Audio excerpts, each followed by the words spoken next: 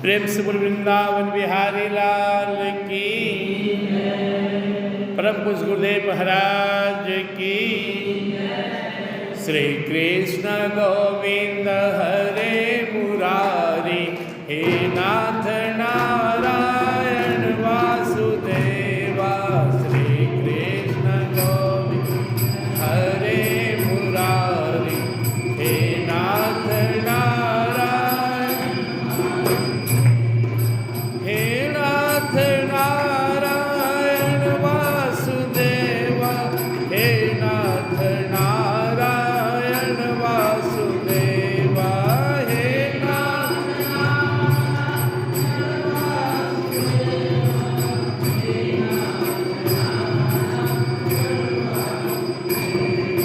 श्री कृष्ण गोविंद हरे मुरारे, हे नाथ नारायण वासुदेवा। श्री कृष्ण गोविंद।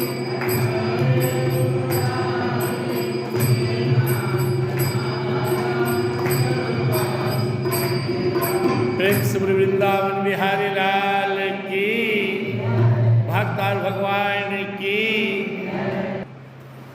प्रेम से बोलिए धन्ना जाट जी महाराज की जय। हमारे भक्त माल के पात्र हैं श्री धन्ना जी। जब वो छोटा बालक थे तभी से उनको सत्संग भक्ति भजन में बहुत मन लगता था। कैसे सब बालक आके बैठे हुए हैं, ऐसे कहीं कथा सत्संग होना तो जाकर बैठते थे, सुनते थे। और उनको इस बात का विश्वास हो गया था कि हमारे प्रभु बहुत दयालु हैं और हमारे सबसे बड़े मददगार हैं। यह बात उनको समझ में आ गया था। उनके पिताजी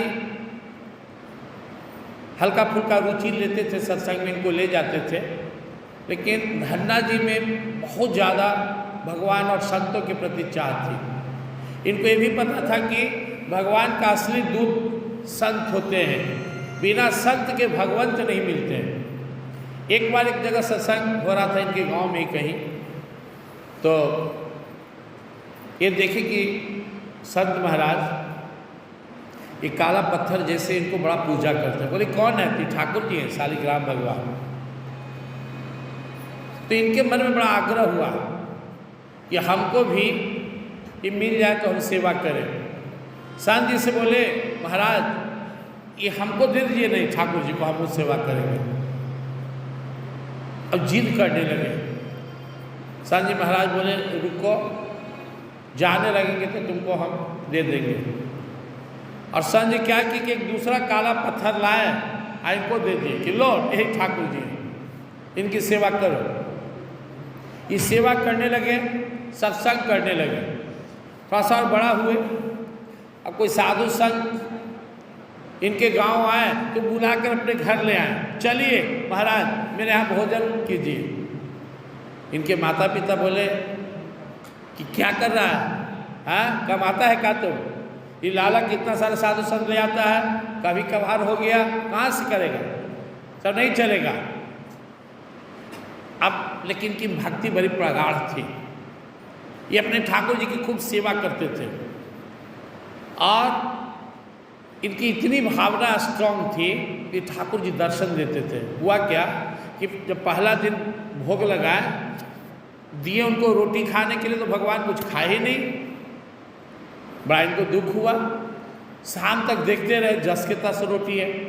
दूसरा दिन भी यही स्थिति है, तीसरा दिन भी है। तो मन में प्रतिज्ञा कर ले कि आप नहीं खाएंगे तो हम भी नहीं खाएंगे, चाहे मेरा प्राण चल जाए। अब भगवान तो दयालु हैं, भगवान अंत प्रकट इनका रोटी खाने लगे। और इनके साथ जब इनको पिताजी काम दिए कि सुबह में जाओ अब गाय बच्चा लेकर आओ, जाओ चराओ। तो ये जब गाय बच्चा चराने जाने लगे तो ठाकुर जी बोले कि हमको यहाँ मन नहीं लगता, हम भी साथ चलेंगे, ये भी चल दें। उसके बाद इनको लेके अपना लंच में जाते थे, एक टिफिन दही माठा लेकर जाते थे, बड़ा प्रेम से लेकर जाते थे। और ठाकुर जी को देते थे। ठाकुर जी आधा खा के इनको आधा अपना दे लो, अब तुम भी खा पी लो इसमें से। लेकिन ठाकुर जी बड़े प्रेम से बोले कि धन्ना तुम्हारा अन्न खाता हूँ तो मेरा मन रहता कि मैं तुम्हारी कुछ सेवा करूं, कोई काम दो। बोले प्रभु आप कौन सेवा करेंगे, अब बैठिए सिर्फ से। बोले ना कोई काम दो। तुम गाय चराते हो ना, तो 1 घंटा तुम चराना, 1 घंटा हम चराएंगे। बोले ठीक है। तो प्रभु जो है इनका लेकर गाय बछड़ा चराने लगे और धीरे धीरे प्रभु ही काम उठा लिए। अभी थोड़ा फ्री हो गए। इनके माता पिता किसी को जानकारी नहीं था। एक दिन की बात है कि पिताजी को बोले देखो हम लोग लेट हो रहे हैं, अभी अपने खेतों में फसल नहीं लगा है, गेहूं लगाना है, हम दूसरा काम में व्यस्त रहते हैं, कल तुम जाओ और गेहूं खेत में लगा दो। और इनको जो बीज होता है बिहना दे दिए, 2 बोरा, जाओ अपने खेत में इसको छीटा। बैलगाड़ी पर लेके निकले। आए गए तो देखे संतों का एक टोली आ रहा है। पता लगा कि उन्हीं के गांव में आ रहे हैं और सत्संग भजन करने, ये भी शामिल हो गए। अब संत महाराज के लिए भोजन पानी का कोई व्यवस्था नहीं था। बोले ठहरिए, जो बीज था खेत में छीटने के लिए उसको ले जाके दुकान में बेच दिए और वहाँ से आटा, घी, शक्कर, तेल, मसाला, साग सब्जी ले आए। और सुबह से शाम तक खूब सत्संग हुआ, खूब भंडारा हुआ। अब शाम हुआ तो इनको ध्यान आया कि पिताजी तो पूछेंगे क्या करें ना करें। कि बोड़े में जिसमें अनाज था वो नदी में से रेत भर लिए और ले जाके अपने खेत में छीट दिए कि कम से कम पिताजी से बोलेंगे कि पिताजी नहीं हुआ तो क्या करें। छीट कर चले आए। पिताजी बोले गेहूं खेत में लगा दिया। हाँ पिताजी लगा दिए। 2-4-5 दिन बाद जब खेत के बगल वाला दूसरा किसान गया तो माथा पीट के दंग हो गया। अरे कैसा फसल, ये कैसा बीज बोया है, सब बड़ा बड़ा हो गया, सब में फल लगा हुआ है। भागते हुए आया, धन्ना जी से कहा उनके पिताजी से कि आपके खेत में तो गेहूं की फसल तैयार होने पर है, सब में लग गया है।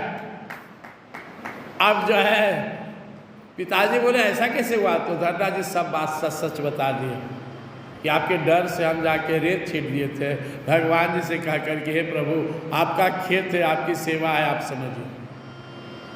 बोले अब हम नहीं रोकेंगे, तुमको जितना भंडारा करना है, सत्संग करना है, तुम घर में करना।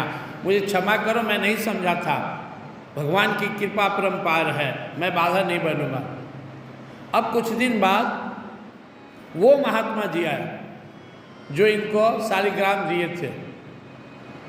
इनसे आए, देखे कि नहीं थे, ये अपना खेत पर थे। माता पिता से पूछे कि जो हम सेवा देने के लिए दिए थे पत्थर, वो कहाँ है, पूजा करता था। हाँ खूब लेके जाता है।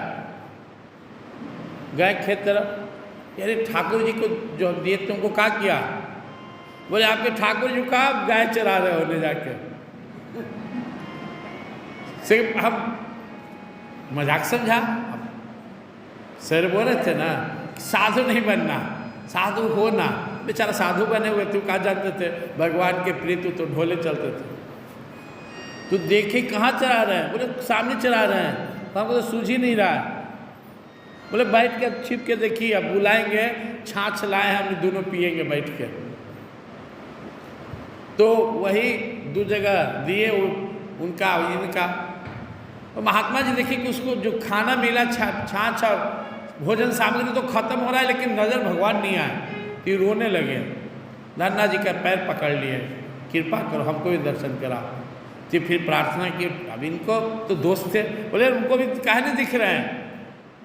बोले वो तेरे जैसा सरल नहीं है, सरल होना पड़ता है, भक्त बनना पड़ता है। बोले कृपा कीजिए ना, यही ना दिए थे, इन्हीं के दिए हुए तो आप हैं। बोले ठाकुर जी को बोले तुमको क्या पता है कि तुमको ठगने के लिए दिया था, लेकिन तुम खैर इतना मेरे प्रिय हुआ कह रहे हो तो मैं दर्शन देता हूँ। और उनको भी दर्शन दिए। वो धन्ना जी के चरणों में गिर पड़े। बोले धन्य तुम, ये निश्चलता, निष्कपटता, पवित्रता और परमात्मा को अपना मानना, यही परमात्मा प्राप्ति का सबसे सुगम उपाय है। हम हैं कौन, इन्हीं का तो हैं। और इसमें जो सबसे मजबूत पॉइंट है वो है संतों की सेवा, संतों की कृपा।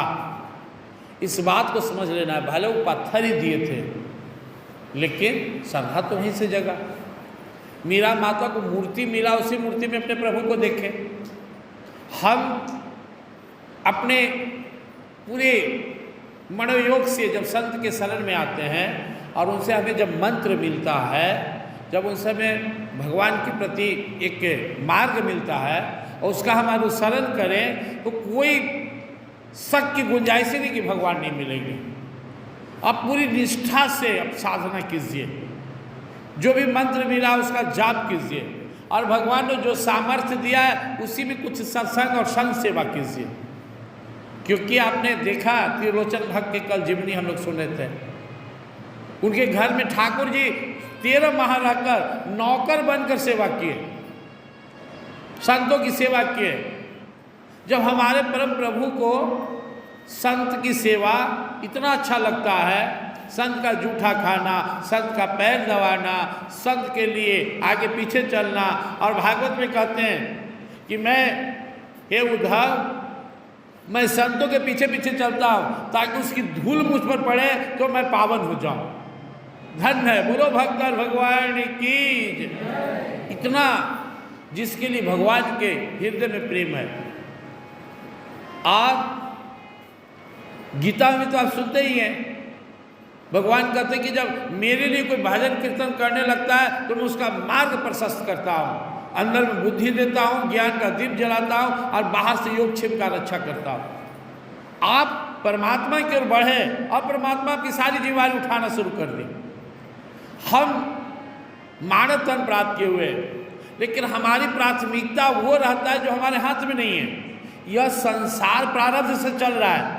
आपके चाहने से धन नहीं आएगा, आपके चाहने से आपके मन लायक बेटा बेटी परिवार नहीं होगा, आपके चाहने से यहाँ बहुत कुछ नहीं होने वाला है, क्योंकि आप प्रारब्ध के अधीन हैं। हाँ, कर्म का प्रभाव पड़ता है लेकिन प्रारब्ध अपनी जगह पे है। लेकिन एक परमात्मा की प्राप्ति ऐसा है जो प्रारब्ध के अधीन नहीं है, यह इच्छा के अधीन है, यह भाव के अधीन है।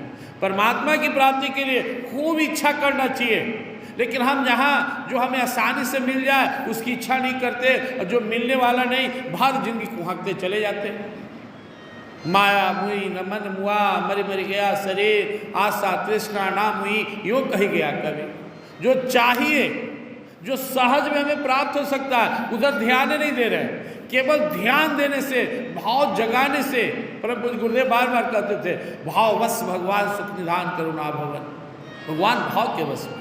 इसलिए हम सब अपने अंदर में यह विश्वास जगाएं, मैं प्रभु का हूँ, और अपने परम पूज्य गुरुदेव भगवान के मार्गदर्शन में प्रभु प्राप्ति को अपने जीवन का सबसे बड़ा परम कर्तव्य समझूंगा।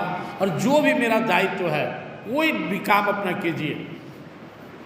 2 लाइन में तो पूरा गीता समझा दिए है। सार यही गीता का अभिमान करना छोड़ दे, अपने स्वाभाविक कर्म का नाता प्रभु से जोड़ ले। कर्म से नाता जोड़ ले। कैसे? 3 गो पॉइंट है। मैं प्रभु का, संसार प्रभु का, और जो कर रहा हूँ भी प्रभु के लिए। प्रभु का ही तो सब है। तो यह भाव आ जाए तो धन्ना जी की तरह हम सभी भगवान को प्राप्त कर सकते हैं। प्रेम श्री वृंदावन बिहारी लाल।